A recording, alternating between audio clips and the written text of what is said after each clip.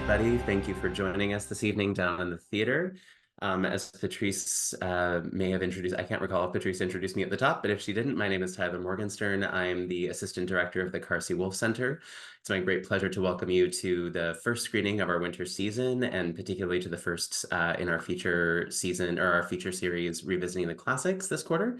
And it's also my great pleasure to welcome our guest for the evening, James Kienitz Wilkins, whose latest work, Still Film, we've just had the pleasure of watching. James, welcome, being with us. Thanks so much for having me. Yeah, absolutely. We wish you were here in person, but I'm glad you're not stuck in an airport somewhere between Los Angeles and New York. It's better. Yeah, same here.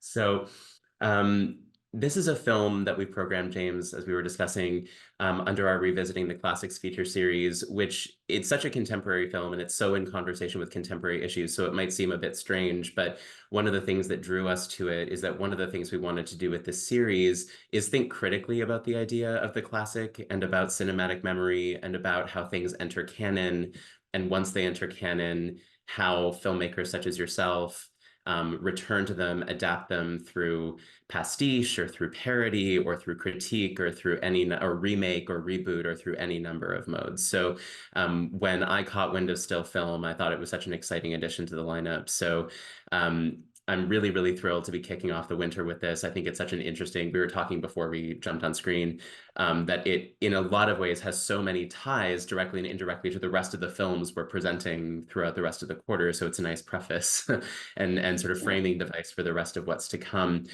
So the way that I've proposed to move through this conversation is just to sort of ask some sort of really broad questions about what strike me to be some of the key preoccupations or themes or concepts in the film, and sort of allow you the ability to sort of openly discuss them, just because I think it's such a dense film that lends itself to so many possible avenues of questioning, and I don't want to narrow it down too much. So if that's all right with you, we'll Absolutely, yeah. Excellent. So I want to start with a question that is maybe controversial, since it's the subject of so many objections throughout the film, which is the question of form. You adopt this very interesting and peculiar form for the actual playing out of the narrative and of the character development in this film, which is that of the legal deposition. This is a sort of discovery process that's nominally aimed at discovering some kind of factual basis for the ownership or the belonging of this very strange memory of bologna being handed out on a street corner. And so you've adopted this legal frame that's sort of obsessed with the formal ways in which questions are asked and the way that evidence is entered into the record and these sorts of things. And it's a form that you've used many times before in other films, and things like Public Hearing from 2012 and Mediums from 2017. So just to begin, I wonder if you could just think aloud about and explain to us what the sort of preoccupation or what your interest is in the legal or the legal framework as a way of asking questions about cinema and about moving images and its significance in the contemporary moment. Yeah, sure.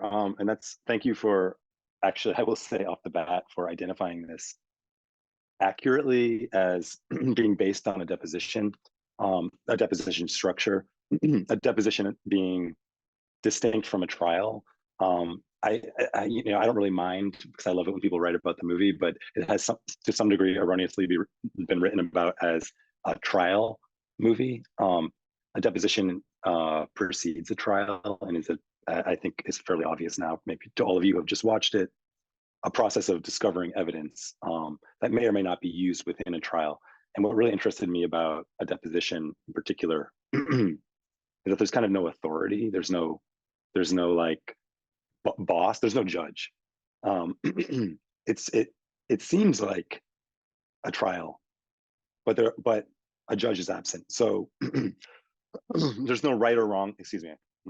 There's no right or wrong statements. There's just statements, and their rightness or wrongness is determined later. So that openness, I guess, is more attractive to me than specifically a trial. And I actually haven't made, now that I think about it, I haven't made a movie that is exactly a trial. Even Public Hearing was a public meeting, was another evidence finding environment situation. It was a civic meeting about a Walmart expansion, so a Walmart that was being expanded to become a bigger Walmart. And the sort of public commentary, the stage of public comments.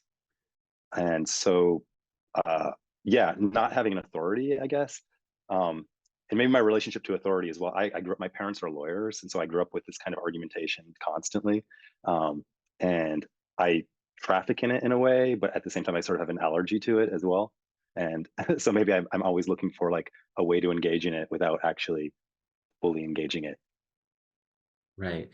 Well, it seems to me that one of the things that it allows for in the context of this film is a real engagement with problems of language, right? Again, Hmm. the objection that is raised consistently in this film is not the same kind of objection that gets raised in a trial, which is an objection to the substance of leading the witness, blah blah blah blah blah. It's specifically object to form. It's Right. objections to the manner in which a question is asked, to the phrasing of a question, to the It's it's it's specific. it's putting a placeholder that an objection was even made, and beyond that, the judge determines later, maybe if it's Right, reintroduced, what its particulars are. Let's say.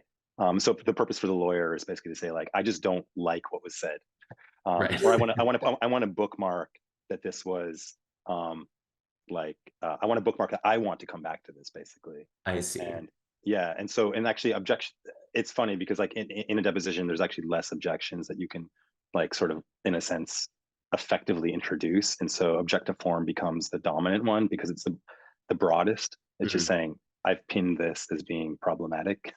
um, Sometimes in depositions, um, the lawyers have flourishes and they get more specific. And within still film, I sort of exercise that license to some degree. But for me, still film is very much it's based on a deposition form. So of course, there's this fictional intervention. For me, it's a deposition that goes off the rails. Right. um, Yeah. I think that was probably abundantly clear.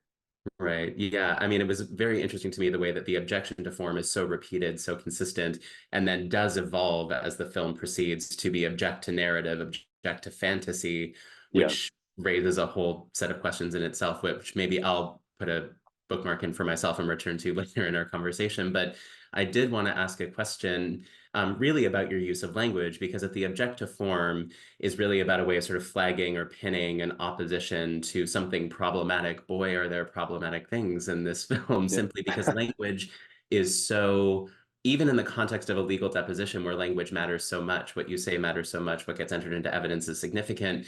The language here is utterly evasive. It's a film that is filled with double entendres and puns and jokes and slippages and homophonic sort of confusions. And I mean, the title of the film is effectively a joke about the form of the film. It is a film made of stills, so it's a still film about film being still. I mean, it's all sort of jokey and punning and circular in a lot of ways. And I found myself thinking about the work of a media scholar named Wendy Chun, who's written about executable language, Mm. software language, as sort of the language that lawyers wish was actually language that Oh. executes the action that it says it's going to execute. The language in this film is utterly the opposite of that. Any attempt to sort of pin down what is a fact, what is a memory, to put a name to something is constantly coming apart in the course of the conversation between these four characters. And so there's something about the Mm. futility of language in this film, and specifically in the legal context, that where when it comes to describing what media is, what film is, what a memory is. And I wonder if you can sort of just think aloud about that a little bit, about how you approach this question of language and its ability or its inability to wrap around and give a name to our media culture and the kind of cultural work that it does. Like, what is it about the cinematic image and cinematic Mm. memory that's so evasive to language? Yeah, that's a that's a deep package to sort of unwrap. It's funny. It's funny. On one hand, I agree. I agree that the movie's use of language, my use, I guess, by extension, um, is evasive, but it's also literal. And and that's one thing that draws me to puns and sort of homophonic confusion and all of that, as you bring up. Sometimes if something just sounds the way it sounds, it can lead to another sort of mental connection, and it's almost that simple, and it might not be answering the question that was posed, but it's being quite honest to the experience that was had of hearing the word, or mishearing the word or something, or mishearing the phrase. And I guess I've been always been, but also increasingly interested, especially with this movie, and this movie is kind of a proof of concept, um, with like what it means effectively to just run with associations, and to have a kind of run-on experience. Um, the technique, I suppose, of the editing. So I did record each character of the 4 characters. Each of them is me, and then I edited myself together 4 times, right, and had this layering. But beyond that, it's not just me talking fast. I tend to talk kind of fast in real life, anyways. But I've slightly compressed it, and that's a technique that I was working with. Compressed my words and the breaths in between and all of that. It's a technique that I honed in previous shorts. I made a movie called This Action Lies, where I'm analyzing a coffee cup that's cooling on a pedestal, and then another movie called Indefinite Pitch. And I consider these 2 movies to be the kind of like proto still films in a way, and part of this kind of maybe almost unofficial trilogy at this point. But the thing that they all have in common is that it might be almost impossible, and I'm totally willing to accept this. Almost impossible to take all of the spoken language in, on its face at once, But that being okay, and trying to create kind of like more like something that's more almost musical, maybe, and like a wave that hits you, or rather maybe a wave that you're like constantly like trying to see one stroke ahead of and not get consumed by, or one stroke behind and you're constantly consumed. I'm not sure, I'm being tumbled. But this idea of like processing smugly, like hearing, processing, and being like, I understand the meaning of this, I get this, like let's move on, that just not being the tempo, and that actually being impossible. And not because the viewer is stupid or I'm smart, or anything like that, but just because of an actual physical construction, like it's actually physically impossible. And so what's left is like rocks or objects or things wrap like buoys to grab onto momentarily, and those have meaning unto themselves, and but then you get swept along, and then something else, you hit something, you grab onto something else, and it works, get swept along, it sort of negates that previous thing, and then something else has more meaning. And maybe this is a way, I don't know, I mean, I'm always like, I'm a big proponent of narrative, and I think that maybe puts me at odds to some degree. I'm often categorized as an experimental filmmaker, and I would agree with that, in the sense that like I make things that tend to be experiments. I'm not 100% sure how they'll turn out. I have an idea.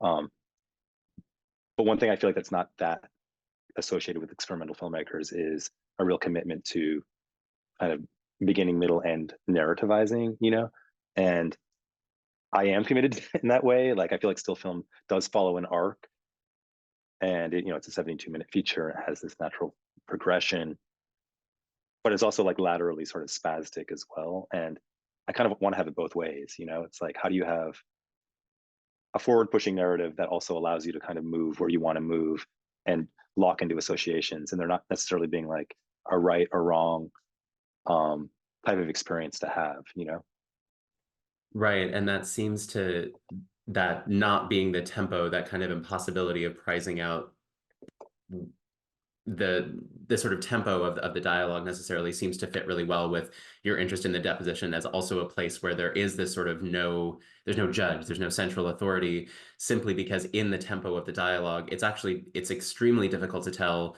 who's the witness, who's the recordist, which lawyer is which. yeah. It really decenters the idea that there's somebody questioning and there's somebody answering. It really levels that any assumption of sort of like authority and the idea that there's one person steering this conversation. And that, I think that frankly is at odds with what movies are, which is authoritarian, you know? Like they tend like that I think is the problem with I love movies, but that's the problem with them is that, you know, you have this locked, baked in situation experience. And sure, you could watch it backwards, you could watch it at 1.5 speed, whatever, but you've still got this limited sort of data set, you know? Um, and I don't have an answer for like, I'm not saying that they shouldn't be that way, but I think maybe it's more like it's multiple desires within myself to be both authoritarian and auteur, dare I say, but then also wanting to open it up, you know? Right. Well, and I mean, one of the things that's so exciting about the film is that there's, of course, this extremely dense audio track and a very, very complicated sort of dialogue-based narrative in this sense, but there's also this highly ironic and often very comic visual track that's running alongside of it. And so I think of a moment that really highlights a lot of these sort of tensions that you're speaking about. Late in the film, there's a moment when a lawyer at some point seems like completely exasperated, and stages sort of breaks through and tries to sort of make a claim for deliberative rationality and says, no, Mm, we discover facts and we use those facts to adjudicate cases. And he's really making an appeal for a lawyerly, sort of rational kind of language-based reason. And then the still that's running over top of this is a still from Get Shorty, which is it's a film about a loan shark and a mobster gaming the film industry through like a B movie director's, you know, work. So there's this sort of like desperate appeal for some kind of like rationality in the face of cinematic memory, as cinematic memory is like, well, maybe this is all just a scam. There's right. a really funny way that the tension between the dialogue track and the visual track points these things up for you. Mm. Yeah. The idea of movies as the ultimate scam. um, I don't know. I mean, maybe that's also why they're so alluring and also have such an impact Mhm. on children too. I mean that's something I think was probably pretty clear. Um, and I guess I'll just say that maybe if it isn't obvious, I'll just come out to be helpful. um, the selection of slides aligns with my childhood, birth through official technical adulthood. So I was born in '83, and then 2001 is when the last slide. Um, and that also that marks this turning point, obviously a millennial turning point, but also a general shift in photography. From film to analog film to digital being used more, especially more widely in industrial applications like for still photographers on sets. And so there's this kind of a bunch of transitions happening then. And now from the age of the ripe middle age of 40, looking back, it's sort of a movie of like a 40-year-old talking about the first 18 years of of film exposure, and kind of non-consensual film exposure too, to some degree, to talk about authority, and like what, like, and I'm trying to loop this back to this idea of like this scam. It's like I still, even to this day, I kind of wonder, I'm like, what are movies actually doing? Like what are they what are they doing in terms of memory creation? In terms of like what comes out when you're really, really young and you're just excited about seeing anything? What comes out when you're not able to see everything? I mean, I feel like it's a different deal too for, I mean, I don't know what it's like to be a young person these days, but a lot of the movies, all the movies that are cited, were what was available to me within my sort of cocoon, pre-internet cocoon, um, and uh, what was prescribed by Hollywood, basically. Yeah, well, I think raising this question of childhood is a nice sort of segue to the next set of questions I wanted to ask, which was specifically around the idea of stillness. Because it's a concept that is obviously central to the film. It's in the title. It is central to the aesthetic of the film. It is a film composed entirely of stills. But it's a term that is kind of takes on multiple valences throughout the Mm, film, or an idea that takes on multiple valences throughout the film. One of them, I think, has to do with the broader conversation about nostalgia and looking backwards towards firsts, because there's a sense of stillness as stuckness, as inertia, mm, as backward lookingness toward a cinematic past, looking for memories that may exist, may not exist, may have belonged to somebody else and not being quite sure, but not being able to quite let the question go. So there's stillness as inertia. There's obviously stillness as a technical fact of filmmaking that is sort of confused in the course of the film as well. So the film is composed entirely of stills. So it's a film of stills, quite literally a still film, but it is also a digital transfer of stills. So there is a question of whether the film stills are still film. And so it's posing all of these very strange questions about changing technology and the way that the changing technical basis of cinema raises all kinds of uncertainty about where our cultural memories actually reside and what they remain on. And so there's a strange way or an ironic way in which stillness in the film is highly mobile. It's restless. It doesn't stay one thing. It's constantly invoking these different concepts or these different valences. And so beyond it just being sort of like a fun joke in the title relative to the substance of the film, I wonder if you can just sort of help us understand that discourse of stillness that develops across the film and what for you stillness allows you to ask about our relationship between ourselves and our cinematic past. Mm. Yeah, yeah. I mean, I'm not sure if my answer is going to satisfy the breadth of your question, but I would say like thinking about residue and just what still remains, and again, like really like mentally and emotionally, like what what is there, is still there. And I guess this connects a little bit to like my quote unquote like research process for this movie. It just, I worked on this for about 3 years. It's very much a collecting movie. I bought all of these 35 millimeter slides off of eBay and various sources, mostly eBay.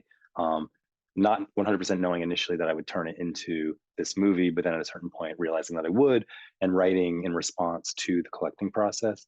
A sort of funny aspect of this is like the sort of driving like criteria was not to revisit every single one of the movies and rewatch them and like be like, oh, I know this through and through. Some of them I actually haven't seen since I first saw them, perhaps when I was 15 years old or something. And I wanted to retain that to some degree, and that kind of like fragmented element or quality, where an image, like I would see an image on eBay and I'd be like, wow, I really forgot about this movie, or I really remember this scene, but I don't remember anything else about this movie. And so what would it mean to reincorporate it into another movie, and not devoid of its context, but like kind of like just as it is as an image plus whatever association I still have, that's survived, I suppose. And that was largely the sort of selection criteria, was this sort of minefield of it's not random, but the effect may on its face seem random, but it's not. But it's also not comprehensive, and it's not a history of cinema from 1983 and on, or to when I was conceived and on. It is and it isn't at the same time, and it in a lot of ways comes down to like what survives, and because I'm not an archivist, and so there's this sort of imperfect archive that movies provide in general, but then also these objects that are associated with them that are available as memorabilia and collector items. And yeah, but this sort of like the stuff that endures, even if it's just simply like a flash of a memory.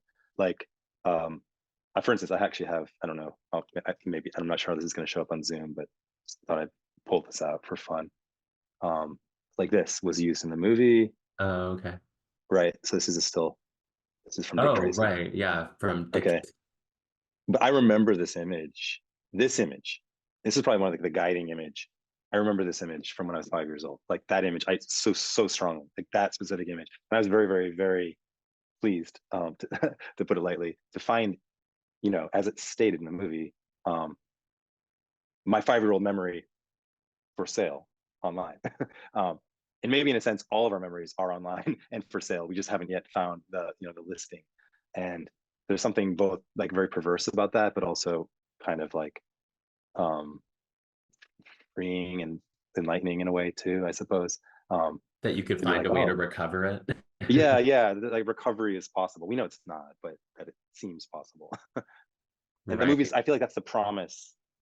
That's sort of the basis of the scam in a way, or the fraud is that we're like told in a way repeatedly, it's possible. It's possible. Right. And I think so much of this for me gets condensed in this. There's a portion of dialogue sort of in the center of the film that feels to me really like conceptually kind of the crux, which is this discussion of the unit still photographer, who performs this very specific and very strange, at least in the way it's narrated in the film, kind of labor relative to the films that we end up watching. So I believe it's the witness who is explaining the role of the unit still photographer Mm, says things like these stills have nothing to do with what's been filmed. It just looks like it down to the format 35 millimeter film. And then there's sort of a sort of long digressive-ish explanation of this role. And hmm. then somebody in the mix says, so the images are basically the same, but basically the same isn't the same. And I sort of feel like that idea of basically the same isn't the same is almost like a thesis for the film, where we're constantly engaging materials that are almost like what we remember, that we're able to find a 35 millimeter still of Breathless Mahoney on eBay. And it's almost like the cinematic memory that you actually have, but basically the same is not the same, right? It's accessible, but because it's accessible as a still, it's not accessible as a film or something. Yeah, yeah, absolutely. I mean, absolutely. Like, there's not much more to add to that. Besides absolutely. Um, and and then maybe these sort of added twist where it's like through the act of making, my relationship to these movies has changed. Through the act of watching, so is yours. Yeah. If you had one with these movies to begin with, and most people do to some degree. Um, Although there is a real fixed generational thing, and it's been interesting to me to see how this movie has impacted like people who are like within 5 years of my age, or like disturbed by it in a way that's different than like Gen Zers have a totally different read, as they should. Right. Well, I wanted to jump ahead. I could ask a million questions about all of this stuff, but I want to jump ahead a little bit in my script here to ask a question that I really want to ask, which is about conspiracy. Because one of the things you mentioned earlier is that the film itself is sort of an experiment to try and do narrative, but in a way that simply runs with associations. And conspiratorial thinking is maybe nothing other than running with associations, Yeah, and assuming that things can be connected to other things in any haphazard way, and that might as well be a structure of truth. So the film is preoccupied, or at least the character of the witness seems preoccupied with conspiracy. Doesn't seem to think of himself as a conspiracy theorist full blown, but constantly is getting drawn back into contemporary popular conspiracy theories around QAnon and child sex trafficking, and Jeffrey Epstein appears in the film by name, and this kind of contemporary set of conspiracy theories that have emerged since 2016, 2020, around Hollywood as a sex den and these sorts of things, which of course are old conspiracy theories as well. These are not especially new, but they've been newly energized by a conspiratorial internet world. And so I'm interested just to know about what draws you, well, one, to know what draws you so much to conspiratorial thinking, and two, in a film that's really about cinematic memory, is there something about cinematic memory, its partiality, its kind of faultiness, that makes it sort of a right breeding ground for this kind of elaborate conspiratorial thinking, where Tom Hanks is involved in an elaborate conspiracy with the pandemic and with Jeffrey Epstein, and all of these things end up being sort of haphazardly connected. So I'm just wondering if you can speak a little bit about what draws you to conspiracy, again, as a way of asking questions about cinema and its role in our memory making.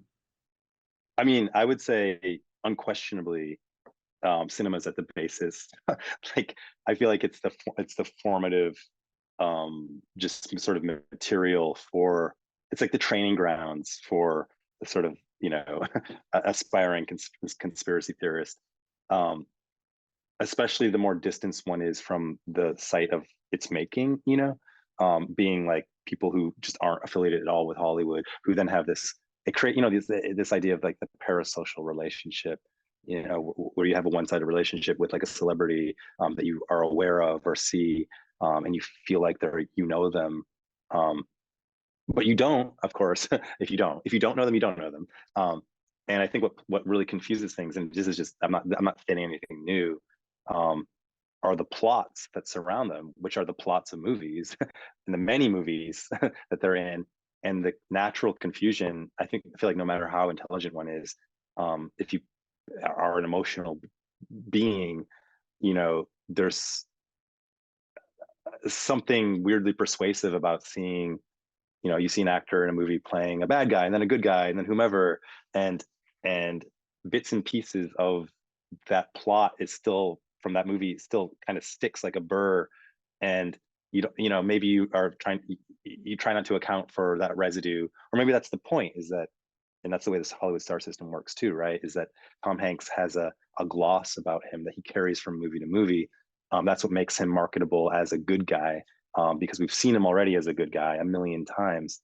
Um, that to me is an active conspiratorial sort of choice in a way, to like build this sort of like meta logic around him, that increases his value in this way.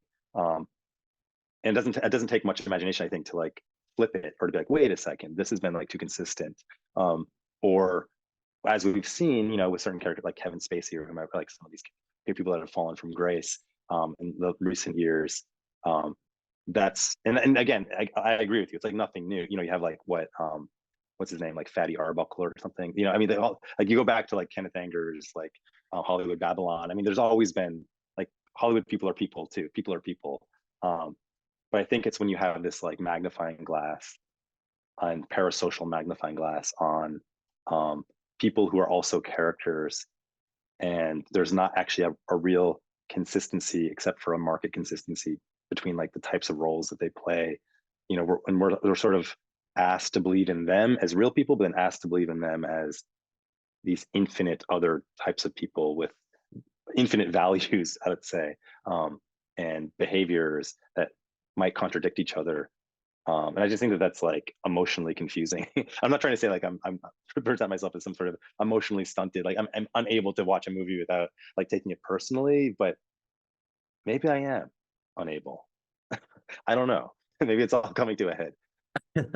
Well, I mean, it's interesting because it also felt to me in the course of the film that it was related somewhat to questions of technology that also get raised as the film unpacks and sort of moves through these sort of jokes and puns around changing technology, simply because I think about the Breathless Mahoney story, which is a story about like an early erotic or sexual memory through cinema that turns out to not have been there at Yeah, all, right? The exposure, the nudity that was imagined was a screen memory entirely. And what allows the character to understand that it's a fabulated memory is the ability to go back to a VHS tape and scrub through it and scrub through it and scrub through it. And it reminded me of the sort of urban legends about like, you know, when Simba falls down in the dirt in The Lion yeah, King, the dust cloud says sex, right? Which is a thing that you can only really do on home video, right? On cassette, is totally. when you gain the sort of vernacular ability to scrub through a film in a really, really close way, it can suddenly become fodder for highly associational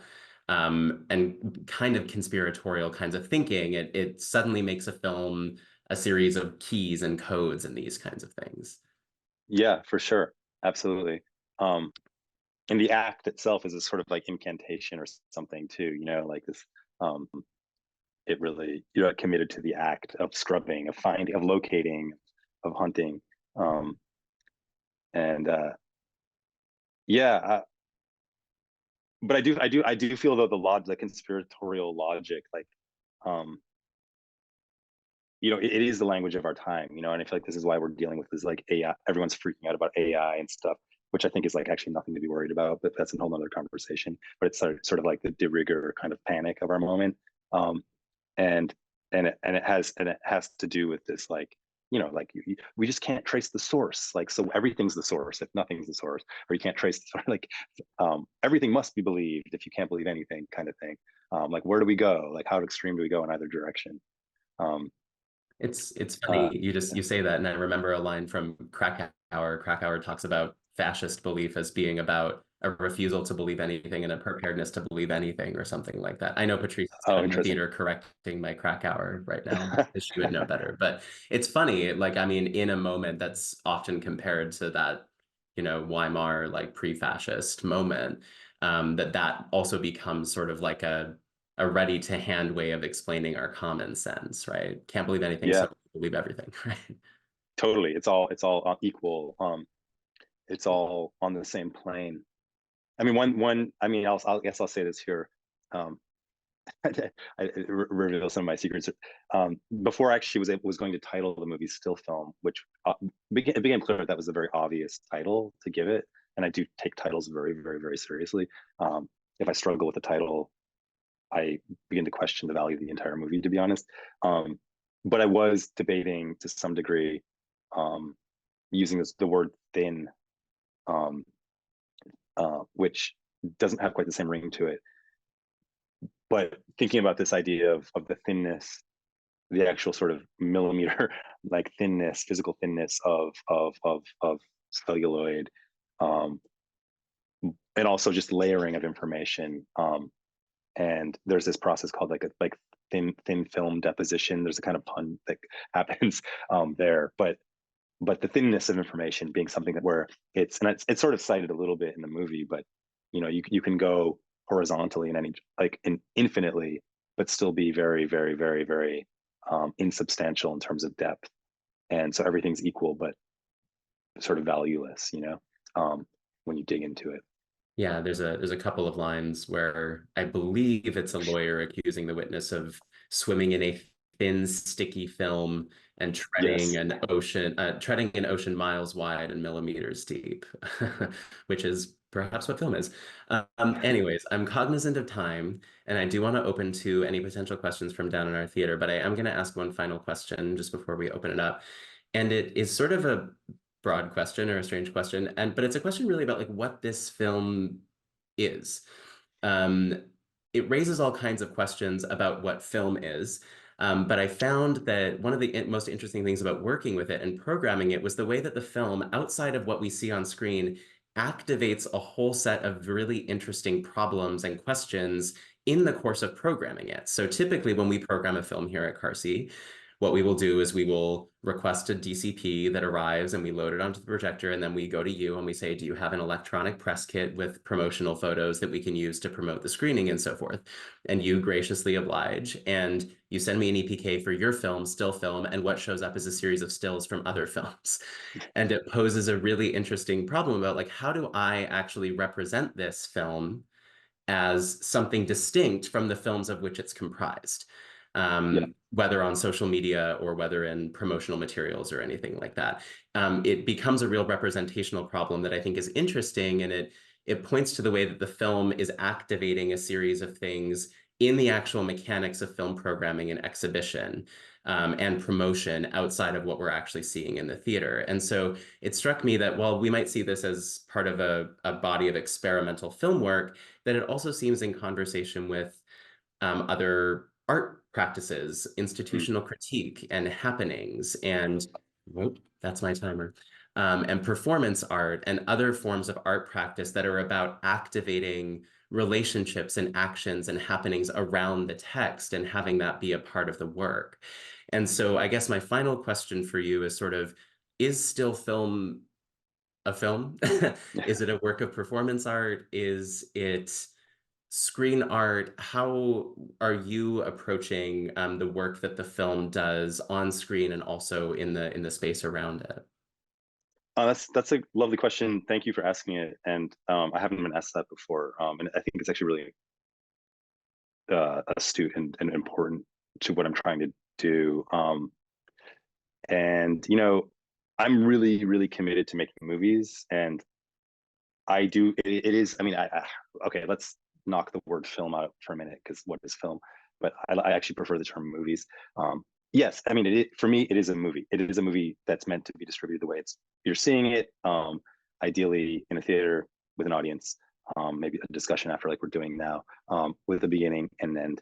I'm actually less inclined towards like installation-based work, or even, we could call it performative, sure, if we want, but that's less my motive, I suppose. Um, but absolutely creating problems for you is a goal. I mean, in the sense that like these are problems that shouldn't be problems, and that's like a belief of mine in terms of like from a fair use perspective.